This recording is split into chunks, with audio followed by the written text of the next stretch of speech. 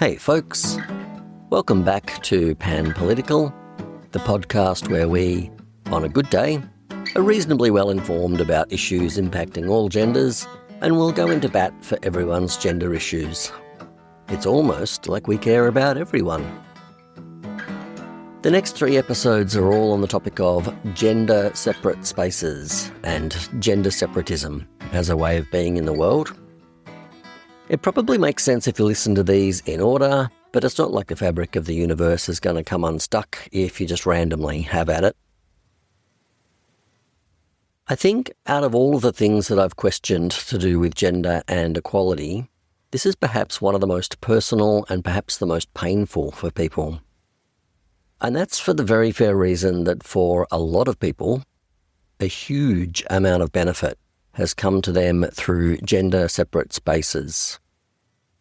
Not only is their gender an important part of how they see themselves, but being in gender-separate spaces is an important part of what makes their life richer, better, safer, or just more fun. So from that starting point, any attempt to explore the idea that there could be some shadow sides to gender-separate spaces that we collectively need to deal with sort of immediately starts ringing really big alarm bells for some people. So I acknowledge how important gender-separate spaces are for people.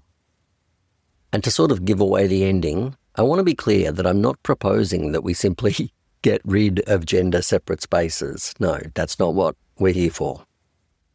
All I'm saying is that there are some often unspoken drawbacks to spaces like that, and we need to solve those problems or solve those drawbacks. Maybe, I guess the challenge with that is that in my 30 years of watching people think about these problems and sometimes try to solve them, sadly, I've yet to see much in the way of solutions, even if in theory, what we're going to be talking about over these 3 episodes are solvable problems. But maybe you've got some ideas or perspectives that I and others have missed. Tell me about it on X. The link is in the show notes. So your roadmap for these 3 episodes consists of a plan something like the following.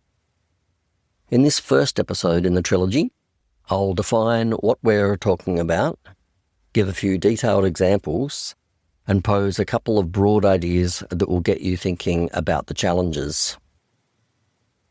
The second episode dives right into the very specific problems that separate spaces create, and we'll go through that on a real detail-by-detail kind of a basis. And the third episode explores what happens when one gender is not allowed in certain spaces. Whereas the first 2 episodes are sort of intermittently at least about all genders, the third episode is more specifically about what happens when well-intentioned men aren't allowed in women's spaces or in the culture of women. And I'm going to articulate how individual women are put in an almost impossible situation, how one small step for a woman is a giant leap for mankind. And don't worry, folks, that'll make more sense as the story unfolds. So I want to stress this again. I'm not proposing the end of all gender-separate spaces. Not at all. Even with my understanding that I'm going to be sharing with you about the problems that they can create, I can see that we need them. I'm just saying there's some drawbacks to how they're playing out at the moment that need to be addressed. But regardless, let's take a moment to acknowledge all the people that are unsubscribing at this point in time. Oh, Rog, yes, of course we can, but can we also acknowledge all the people clicking the share button right now? Because as I say, this is one of the hardest things to talk about, and it's an area where people have really strong feelings and really strong investments. I respect that, and if this is not the right conversation for you, I support you in skipping it. I still love you. In some ways, This conversation about gender-separate spaces is actually about how you see yourself and your own physical sex and psychological gender in the world.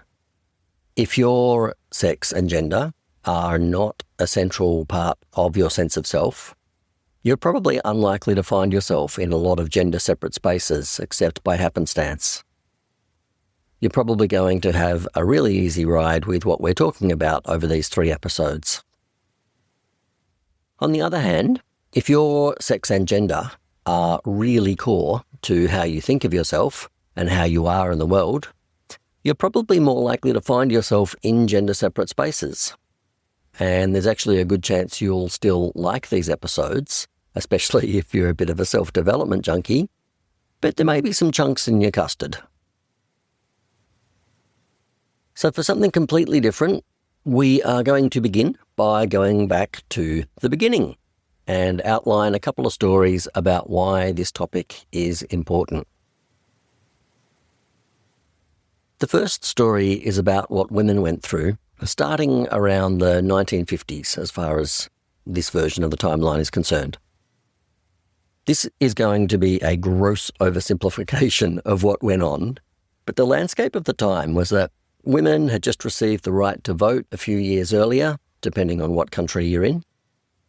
They still didn't have much or any access to a lot of male-only spaces, such as those relating to politics, chambers of commerce, many workplaces, representation in decision-making bodies, and all of the old boys networks, whether they're informal beer swills or formal brotherhood networks. Women realised that these male-exclusive spaces were where male privileges were concentrated and arguably protected, and that if women wanted to get access to those privileges and all of the power and inclusivity and freedom that flows from them, they were going to have to get access to those spaces. So women said, "Hey fellas, let us in." The men at the time had a wide range of responses. Some of them said, "Oh, hi, thanks for asking. Yes, for sure, we value diversity and want the best for everyone, so we'll welcome you here."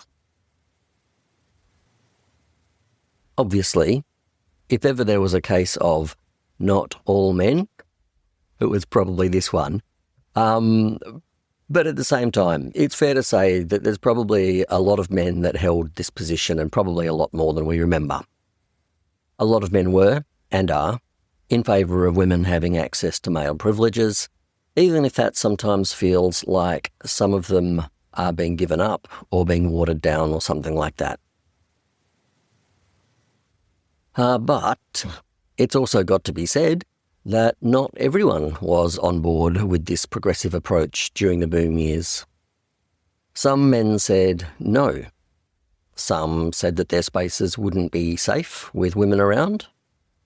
Some said that women would undermine the brotherly order of things.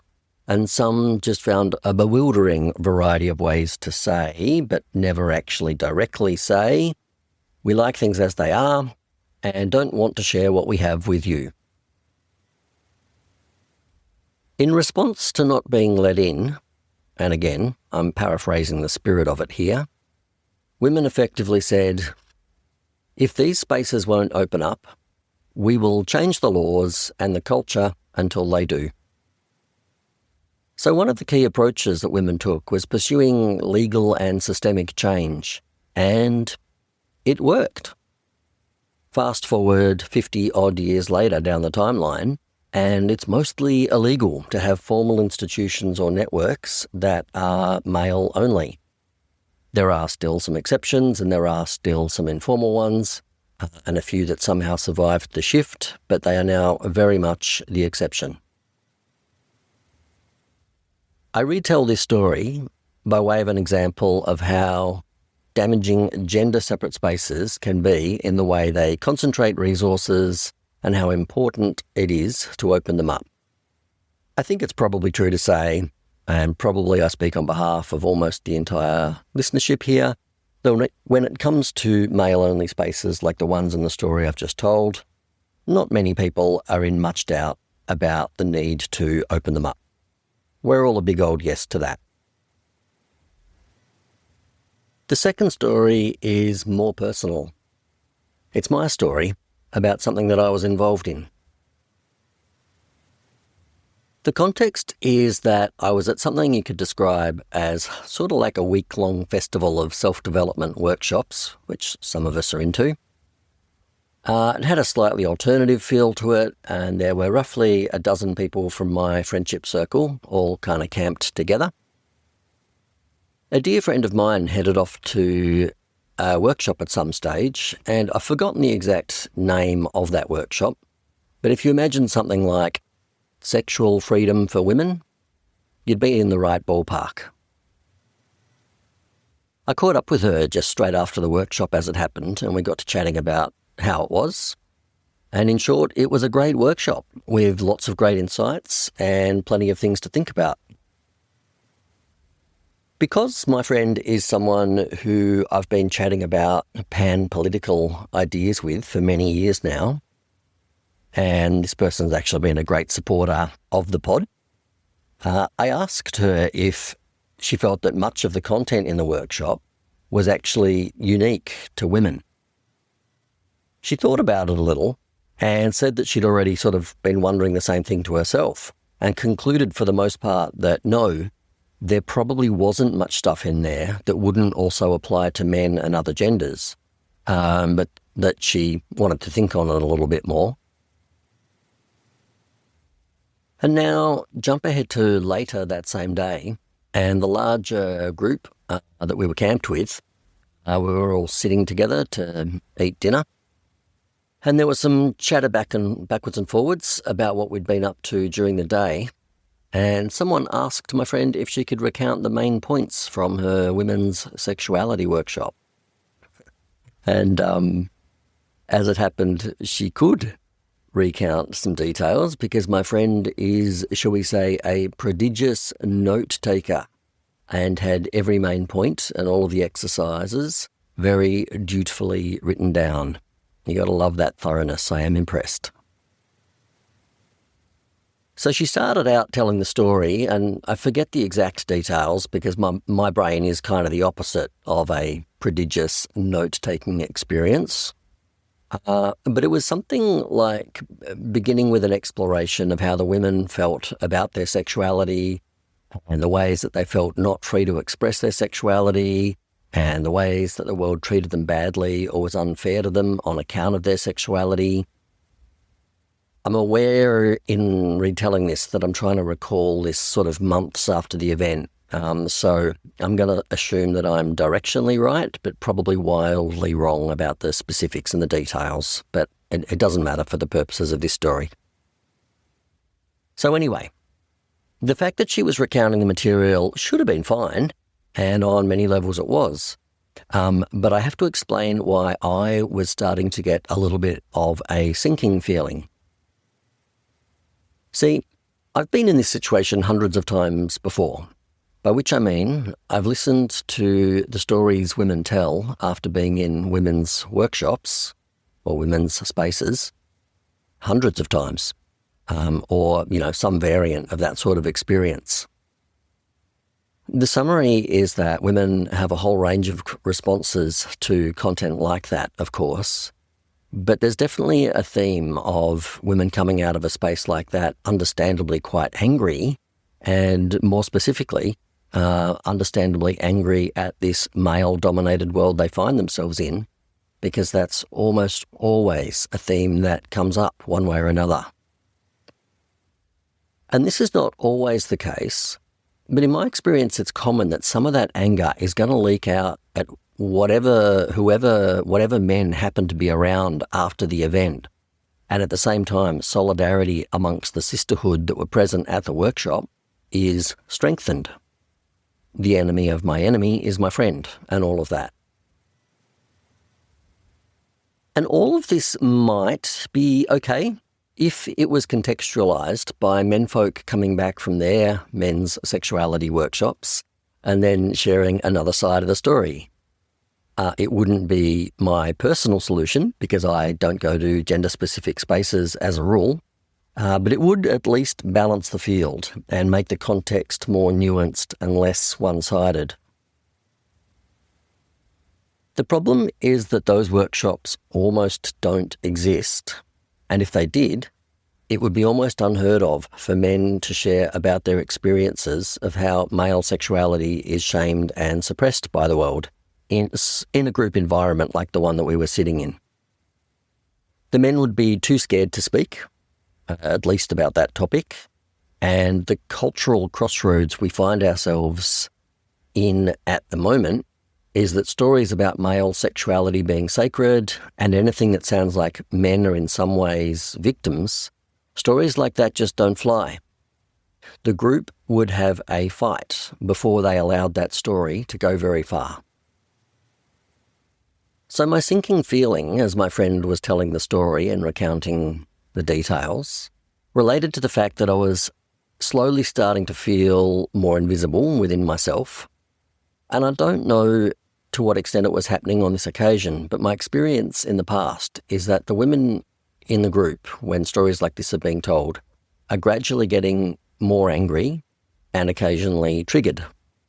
And that the men in the group were likely getting more apologetic just for existing, while some of them sat silently on the knowledge that there was so much more to the story, but that they were not about to be able to speak it.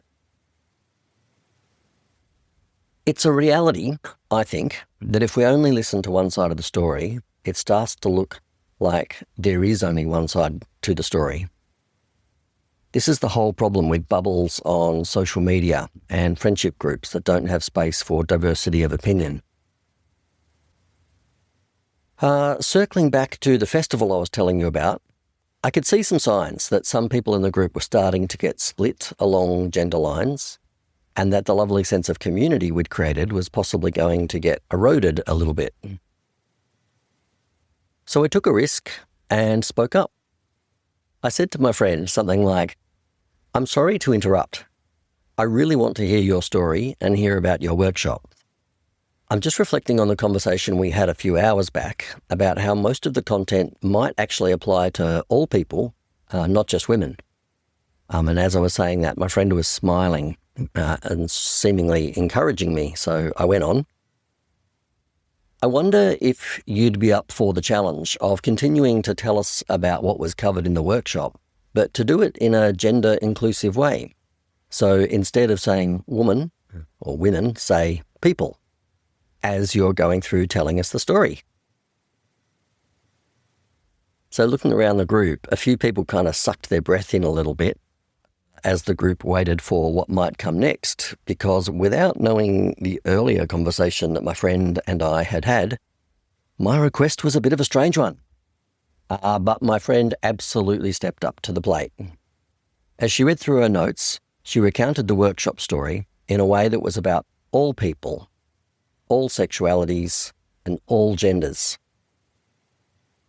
She spoke about how we, as people, all have very different feelings about our sexuality, and we have a lot of feelings. She spoke about how we, as people, are not really free to express our sexuality.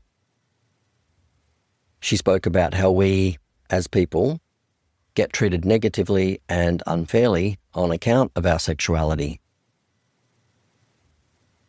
It was gold. I felt like I'd just been to a wonderful workshop. The best thing about it was that it was all true when it was expressed about all genders. While we may experience some aspects of the journey differently on account of the gender we present to the world, I believe the core experiences are not so very different. And the effect on the group was beautiful.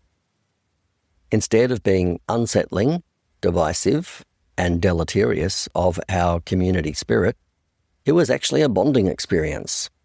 It gave us the sense that we all had something in common and that we were all on the same side, working against shared cultural problems. There are two other things that are a little bit tragic about this story, however. The first is that it's likely that everyone else that was at that workshop, far from leaving with a sense of solidarity, peace and togetherness between genders, instead left with some perhaps understandable rage or anger and discomfort between genders, even if they left with the benefit of more solidarity within the sisterhood. I can find a sadness that something that could be used to create togetherness often comes out as a division and exaggeration of differences in a world that's already pretty divided. The second minor tragedy is that I, and a bunch of folks like me, would have loved to have gone to that workshop.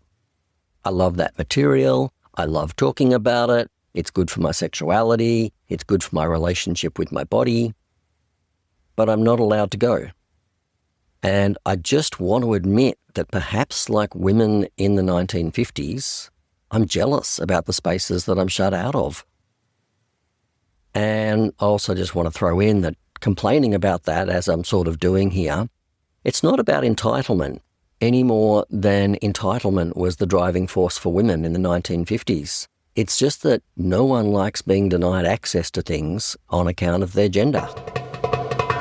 So between those two stories, you've probably got a fairly good feel for what's motivated me to think carefully and deeply about gender separatism and what we're going to be diving into in this trilogy. I want to move next into defining what sort of spaces we're talking about exactly and to frame up what I think is in the background of those two stories. So let's talk about what I'm referring to when I talk about gender-separate spaces. For these purposes, I'm talking about almost any group of people where only one gender is present or only one gender is excluded, and where if the excluded gender was brought into the group, it would feel like it was messing with the group dynamic somehow.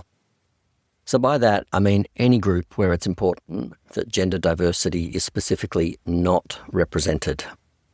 So this could potentially be workplaces, business groups, support networks, single-sex schools, potentially even friendship circles, and especially any kind of gender-separate space that's formed around self-development, psychology, peer support, and the like.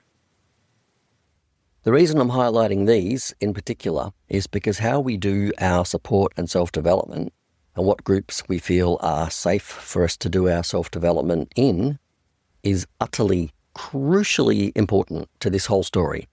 More on that in a minute. It's hard to measure how much of our time we spend in gender-separate spaces versus in mixed spaces. I've tried researching this, and the data are all over the place. What I will say is that in some quarters, there's almost a fetishization around separatism. There's celibacy movements in both the women's and the men's camps, where people have decided they'd rather have no sex and no relationships rather than deal with what they see as the other sex. Gay men are somewhat famous for removing women from their circles, as are lesbians, the other way round.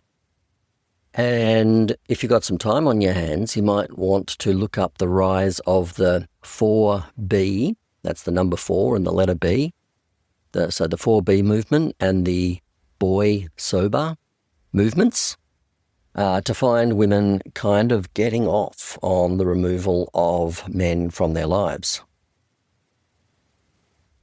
I guess the main thing I notice about these groups is how far they've gone from the roots of 70s feminism, at least the mainstream of 70s feminism.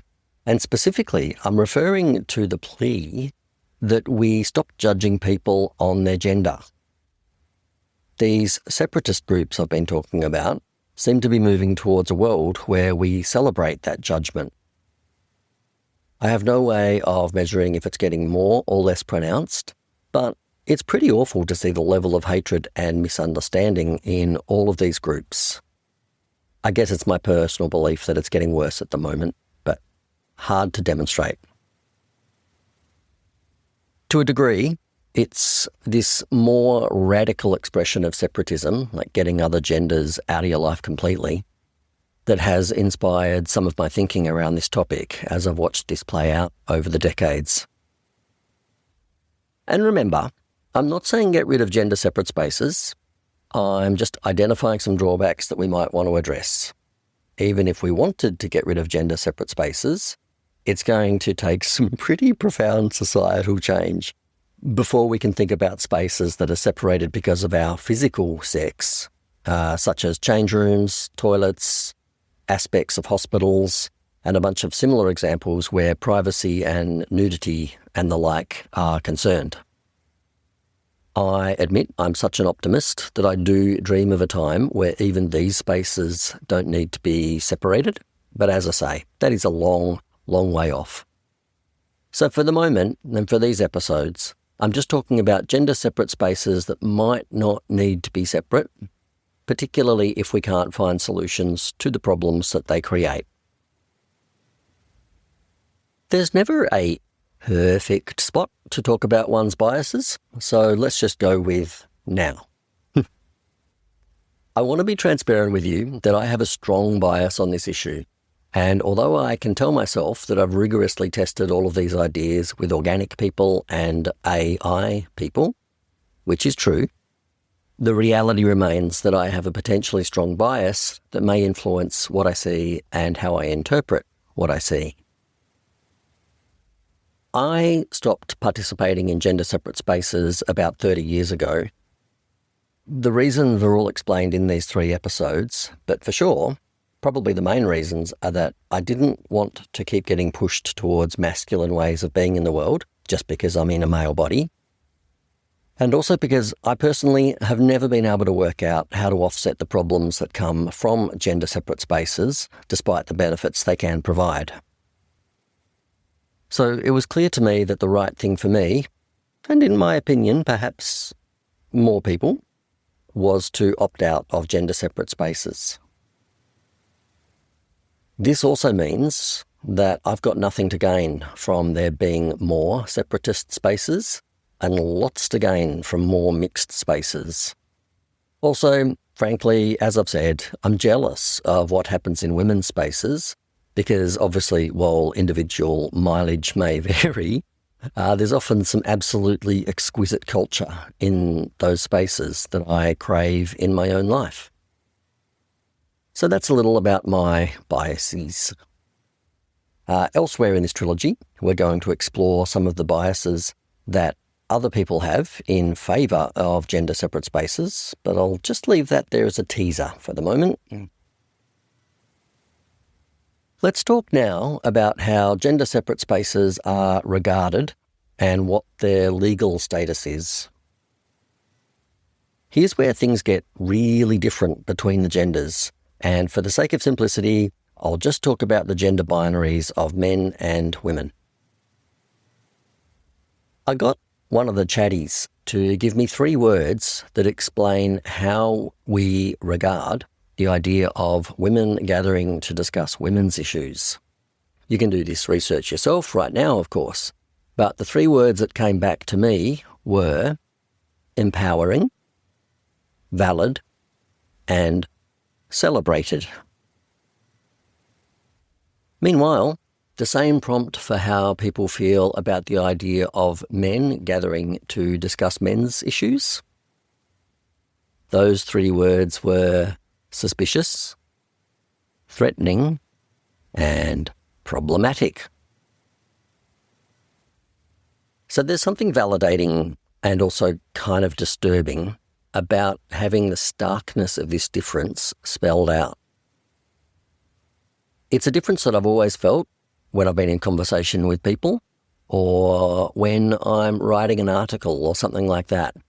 If I write about a women's issue, it's easy to write because I'm speaking to an audience that's already familiar with the concepts. It's easy to get published and it's easy to get it read. I've written articles, frankly, that I think are pretty basic and not that intelligent, and I've had them get published on multiple platforms and receive north of 1 million views in less than a week. In contrast, I can apply all of the skills and smarts that I can muster to write an article about something that might be regarded as a men's issue type of a thing. And not only is it harder to write because most people are not already warmed up to the topic, so it's a lot more arduous on the writing side of things, but it's almost impossible to get it published. And if it is published, it'll just start a fight in the comments that the publisher will later regret. So these two sets of 3 words from the chatties about how we feel about women's and men's groups working on their issues are sort of really nice in that they're validating of the experiences I've had with some of my ideas, but they're also disturbing in showing just how polarised and biased we are as a culture. I exist in a bubble which is mostly left-leaning. My bubble is mostly into self-development and often somewhat progressive and open-minded.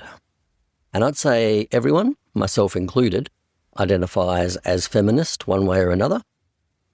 So the difference between how women's groups and men's groups are perceived is probably more stark in the world that I've gathered around me, but I think this still speaks volumes for what it's like in most of the rest of the world. Now let's talk about the law. The legal status of gender-separate spaces is interesting.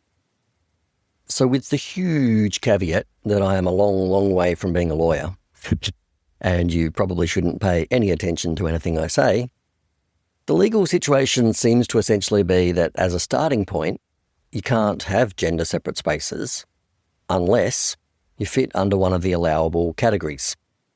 These categories include things like safety, privacy, comfort, and historical disadvantage. Or at least this is the case in Australia, and I imagine it's similar in most similar economies. In practice, these categories mean that things play out very differently for women's groups and men's groups. It's not hard to imagine a woman saying she wouldn't feel safe or comfortable around men, or that she has historical disadvantage that needs to be counteracted. So as a consequence, if you look for it, you can find a female-only version of almost everything, from tradie networks, through to gyms, through to funeral services, through to all forms of support groups and community services. But in contrast, try imagining a men's group waving a flag for their need to address historical disadvantage.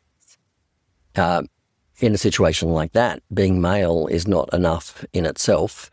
They would also need to be differently abled or be from a strongly disadvantaged minority group or have injuries from a war or something like that. And if a group of men tried to run the line that they've been disadvantaged by toxic masculinity and need assistance and permission to be an exclusive group, they're more likely to get laughed out of the building than to have their needs addressed. So the legal situation is that it's pretty hard to create male-only spaces, but relatively easy to create female-only spaces, and they're unlikely to be questioned. Not never, but not often. Once you've got through the law, the next challenge presents itself, which is getting funding for your support group or service or whatever it is. So funding for community services and support groups tends to come through local councils, state and federal governments and grants, philanthropic groups, and there are also some private funding sources. In almost all cases, these funding sources are earmarked for groups in need, which makes sense because no one wants to see their precious money going towards those that are perceived to already be privileged and or mainstream. You can already see how this plays out though. Very few people are aware of the nuance and complexity of privilege that we discussed a couple of episodes ago, and so almost anything to do with men is automatically disqualified from most funding sources. When you couple that starting point with the way men's groups are regarded, so going back to those 3 words from the chatties, suspicious, threatening, and problematic, and when you compare that to how women's groups are regarded, empowering, valid, and celebrated, you can see why analysis that came admittedly from the men's health sector, so there could be a bias within these numbers. But anyway, you can see why an analysis showed that out of all Australian federal government funding that went towards gender-specific spaces over the period 2022 to 2026, 2% goes to men and 98% goes to women. Now, I don't have comparison data on this, but I expect the stats from the philanthropic sector would be even more extreme. I don't know that any philanthropic organisation exists with the stated aim of helping men. By way of giving you a case example, men's sheds are a potentially interesting one to look into. If you're not familiar with them, I suspect they're a little bit of an Australian thing. I've never been to one myself because, as I've mentioned, I don't tend to go to gender-separate spaces. But I did work in a neighbourhood house once that had one literally in the shed out the back, so I've had sort of some indirect exposure. As I understand it, the idea behind men's sheds sprang from the recognition that all men, but that older men in particular, were struggling to find support services where they felt comfortable. If they were just given a dusty shed with some tools to play with, they might start talking and good things might happen, while they're ostensibly just making a table or whatever. This approach attempted to get around the fact that men are not socialised to ask for help or to seek out support services, but they're often pretty enthusiastic about the idea of making a table. The plan worked brilliantly, and men's sheds grew into something of a national movement. There's now some kind of a men's shed in a surprisingly high number of towns and suburbs, I think. Some of them have just got a handful of guys that meet on like a Tuesday evening or whatever to have a beer and turn some wood. Others have got elaborate training programs and support services in place for large numbers of people in the wider community, and they play an important role in their area. They got through the legal hurdles that we discussed earlier, perhaps because they didn't present like some sort of dangerous element of the manosphere, and maybe even governments have got a bit of a soft spot for isolated and struggling old men. But after a while, and we're talking about sort of 10 years ago as I write this, some funding sources started telling the men's shed movement that they could only get funding if they opened their doors to women. Now, I'm only reading about this from the sidelines, but it's my understanding that for some sheds, this was sort of already what they were doing. If some Sheila wandered by and was needing help putting a table together, the blokes would only be too happy to give a girl a hand. I'm sort of talking about this in a bit of a dinky-die, true blue U-Butte kind of a way, but I don't mean to detract from the genuine care and utility that these spaces provide, often for all people. So there's definitely some pluses from the perspective of some men's sheds to opening up to more people. For other sheds within the program, it sounds like it's been a bigger problem. They've felt that having women involved has conflicted with their primary function, and so have declined to accept the funding that had the caveats attached, or have struggled or failed completely as a result of not taking that funding. Other groups have accepted the funding, but perhaps lost members and are no longer actually reaching their original target audience. Whatever way you look at it, there's been some good outcomes, but also there are now men wandering around that used to have access to a service and a support network, but that now have none. Meanwhile, workers in government agencies and funding institutions are happily reporting on how successful they've been in meeting the needs of those in need. So anyway, that's a case example. Listening to me speak about men's sheds, it might sound like I'm in support of gender-separate spaces. I don't like them for me personally, but I acknowledge here and now, what I've already said a few times, that at the moment at least, gender-separated support spaces play a massively important support role for a lot of people. The question for me is just around how to stop them being amplifiers or exaggerators of social and privilege differences that already exist.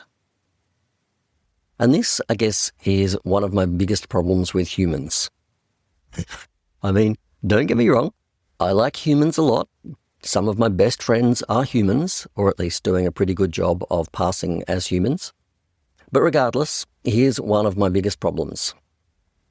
You put a bunch of them together for any period of time, and they will come up with their own ideas, culture, and beliefs, all of which is just excellent, up until you mix them up with another group of humans who have been doing the same thing, but with different ideas, culture, and beliefs. And then everything catches on fire, and you wind up having to call in that person that specialises in cleaning up after disasters and messes. What I'm saying is that we form bubbles. Bubbles are really fun, but they can become really dangerous, and the shift comes when they start to be a self-imposed propaganda machine that primes you to go to war against anyone not like yourself, so as to defend your group, and when you don't even realise that that's what's happening. I know I'm using a kind of a dramatic tone here, but I'm absolutely serious about how this plays out. Allow me to explain. Propaganda is, classically, what governments do when they want the people under them to support their desire to go to war. In order to do this, you've got to have your people hate the other side so much that they will put most of their resources and most of their best men, as it happens, as is the case in actual wars, put all of those resources behind the cause, even if it means losing those resources and losing those men. That is a pretty high standard of commitment. And to achieve it, your government will put you on a strict diet of stories about the other side that make them out to be subhuman and make them out to be so far beyond redemption and being seen as being human and worthy of respect that the only path forwards is to destroy them. Simultaneously, your government will tell you about how upstanding and righteous you and all those around you are and play on your fears about how under threat you are. There's not much of a trick to creating propaganda. The traditional formula is to start with something that might have some element of truth to it, and then present it and pad it out in a way that is coercive, manipulative, and one-sided, and that plays on people's fears and self-interest. In the context of war, this has been shown over and over again to have the effect of putting the people right where you want them. Furious, scared, and ready to pick up a gun. To make them enthusiastic, even, to pick up a gun. You can see all of this same stuff play out with religions. The same presentation of other religions as evil, coupled with a sense that our religion is above redemption thanks to the fact that we have access to the one true God, coupled with an often impressive ability to build community and do community development. What this means is that you can then frame the enemy as infidels or as savages or as pagans, and before you know it, people have stopped praying and started shooting, and you've got yourself a religious war. I hate this aspect of humanity. I hate that this us and them thinking and the desire to protect us against them has had an evolutionary advantage and is now deeply embedded in either our social inheritance or perhaps our DNA or both. I hate that this one-sidedness and this willingness to use propaganda generally wins out against peaceful and accommodating peoples. As our mate Genghis Khan probably observed, peace-loving folks that like having everyone speak freely around their table and who like relating to everyone regardless of opinion just make for easy targets. Okay, so let's bring this around to the topic at hand. When it comes to gender, we may not be taking up arms, but people are dying in the gender war. People are dying on all sides of the gender war. As you gradually silence and remove the opinions you disagree with from your social media feed, and as you increasingly only mix in groups with people like you, who share opinions like yours, you are creating your own self-imposed propaganda culture. It might not lead you directly to take up arms, but have a look at how you feel when someone with radically different opinions to yours pops up somewhere. Do you welcome in the radical diversity of their opinion, even if it means yours might have to change and you could maybe even lose some friends? Or do you shut them up and wait for an opportunity to call them out, possibly publicly, for their crazy, wild, stupid opinions? Social media plays a pretty evil role in all of this. The algorithms have discovered that we respond well to information that passionately affirms who we are and what we believe, or that ridicules or misrepresents people with different opinions. Social media feeds into and feeds off separatism, division, and a desire to never have a diversity of opinion anywhere near us unless we're in the process of humiliating it. When we spend a lot of time in separatist spaces, whether that's out in the real world or just spaces and bubbles on social media, we lose our ability to see outside of that bubble and relate to other people. We see this when we look at people that believe in different conspiracy theories to us. It's pretty obvious to understand that they've immersed themselves in a world of extremist and one-sided information, and that they can no longer see what a balanced or nuanced worldview would look like. In the case of the gender war, I see this same one-sided immersion, coupled with a lack of awareness of how one-sided one is actually being, in the current landscape of gender groups, pretty much all of the time. On the men's side, there are pickup artists, the incels, the folks that want to go back to the 1950s because that's the last time they knew where they stood. There's the ones that now genuinely hate women and women's issues, and the ones that are getting obsessed by research on gender differences. They've all got some great points to be made, but they've lost their sense of balance, and the qualities or beliefs they came into those groups with are just getting exaggerated and calcified. On the women's side, you've got the many and varied expressions of feminism and the many groups, events and communities that are built around the fact that there are no men present. Again, they've all got some great points to be made, but they've lost their sense of balance, and the qualities or beliefs that they came into those groups with are just getting exaggerated and calcified. I'm a supporter of both the women's movement and the men's movement, as well as, for the record, the minority gender movements. But I find it sad that both groups have in common the fact that they can be hopelessly one-sided propaganda machines, almost entirely unaware that the other side might also have some good points to be made. If you leave this stuff to play out, it just gets extreme. If you put yourself on an information and conversation diet that just consists of one side of the story, and where that side of the story is expressed in a way that makes you angry and makes things look bleak, bad things happen. Let me give you 2 examples that come to mind. The first example is of the Proud Boys, who you might have heard of because they were a pretty prominent part of the attacks on the US Capitol building during Trump's failed election bid. They started their group from the observation that in many ways, things are not actually going all that great for men in the modern era.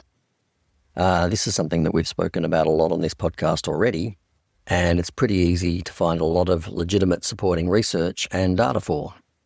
So their starting point was not without substance and importance. But from there, with the immersion in perspectives that move further and further to the extreme, and that actively exclude checks and balances and diversity of opinion, they got to the point of promoting violence, of taking both men and women back to what are, in my opinion, archaic and limiting stereotypes. They actively promote hatred of women, or at least hatred of expressions of womanhood that aren't an archaic stereotype, and reward people based on acts of violence or endurance. For fuck's sake. And just to be clear, if there's any part of you that thinks that I or this podcast are just a part of the manosphere, please be clear that the Proud Boys would hate almost everything I stand for. And for an example from the other side of the playing field, let's look at the Scum Manifesto. The Scum Manifesto is a sort of a half-joking but also not really joking movement or school of thought that is advocating for the removal of all men from Earth. The acronym SCUM stands for the Society for Cutting Up Men. As it happens, the movement was born out of a woman who picked up a gun and shot two men. People now casually add references or sections of the manifesto here and there to other documents or web pages. So as you can see from these two groups, we are not so very far from literally taking up arms in the gender war. And while some folks may say that the Scum Manifesto is okay because it's at least partly just satire, I'd say that I find that about as funny as rape jokes.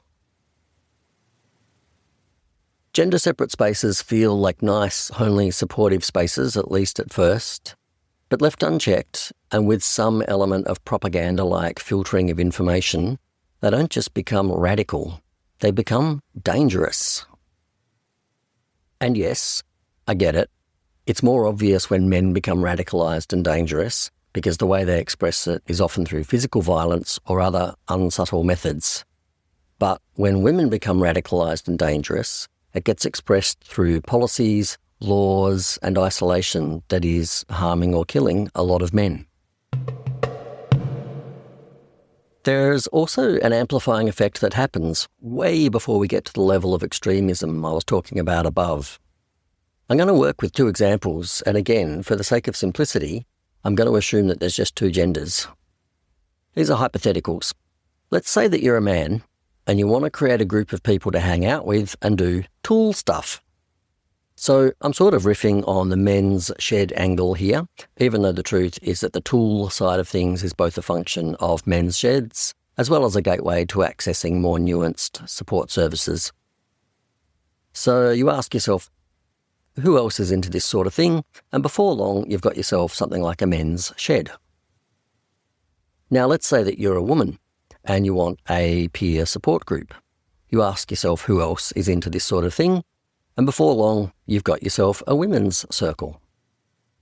On one level, all of this is fine, except you can see how gender-separate spaces very quickly start exaggerating and amplifying differences that were socialised into us at the beginning. The men in these hypothetical examples are getting better and better at making stuff, and the women are getting better and better at talking about stuff. There is no crossover of skills happening, no sharing of privileges, and no solutions to socialised gender roles and sexism anywhere on the horizon, which is fine unless you value equality and value being in a world that doesn't limit you by your gender. It's funny what goes on for individuals in the above examples of the guy that wants to build stuff and the woman that wants to talk about stuff. From their individual perspective, what they're doing is simply the easiest way of achieving what they want to achieve. But the overall effect on a societal level is at least complicated. But I also suggest, as I've been doing, it's harmful. Here's where it becomes about a small step for a woman being a great leap for mankind. I'm guessing pretty much everyone knows where this line comes from, but for those that don't, it's an adaptation of the line spoken by the first astronaut to walk on the moon, which is that a small step for a man is a great leap for mankind. Nice speech. Since there's a massive tilt in literally just the numbers of women's spaces compared to the numbers of men's spaces, I'm just going to play into that tilt for a second. For an individual woman who wants to do something that comes from one of the psychological privileges, like support, connection, friendship, or a sense of fitting in or something like that, it's a small step, and it makes a lot of sense for her to join or start a women's group, even if it's just a casual group of girls coming together to have a chat.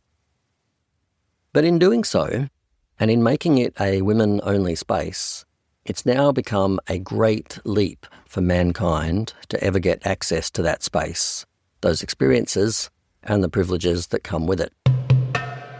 And yes, of course, exactly the same thing plays out in reverse.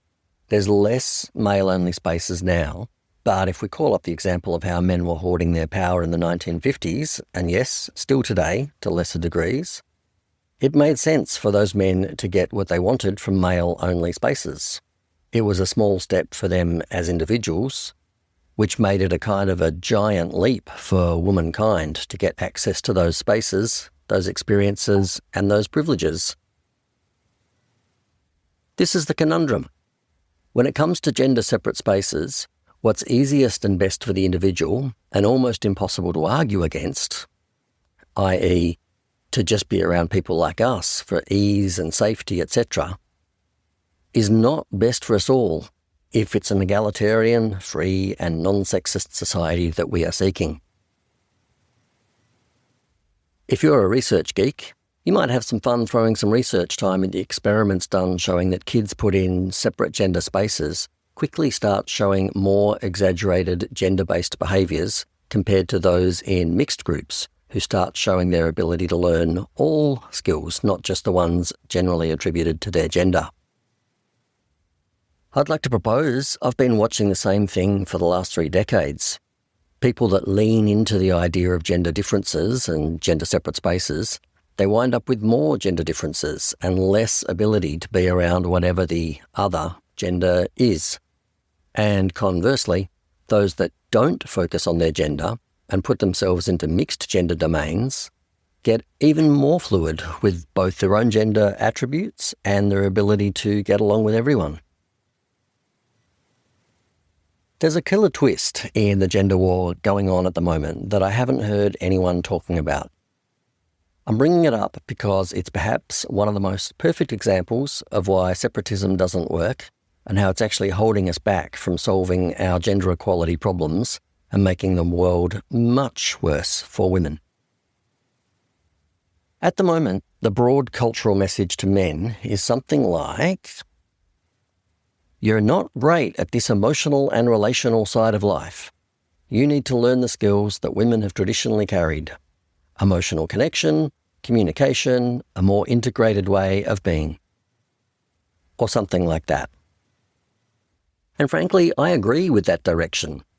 Just as women in earlier decades had to step in traditionally male spaces and pick up male skills and privileges, men now need to step into traditionally female spaces and ways of being. The problem is that you can't learn this stuff from a book or a TED talk. If a man genuinely wants to get better at the things he was socialised out of, he has to be around women who are living it and learn from them in real time. But here's the trap. For the most part, the message men actually receive is closer to the one women got back in the 1950s, which is something like, "Figure it out for yourselves. We don't owe you our time or our spaces. This isn't our problem to solve." And sometimes that's said gently. Sometimes it's said much more bluntly. Either way, the individual man who has taken the message on board now has 2 choices. He can try and muddle through alone, which rarely works, or he can do what he was told to do and go and look for other men who are also trying to figure this out.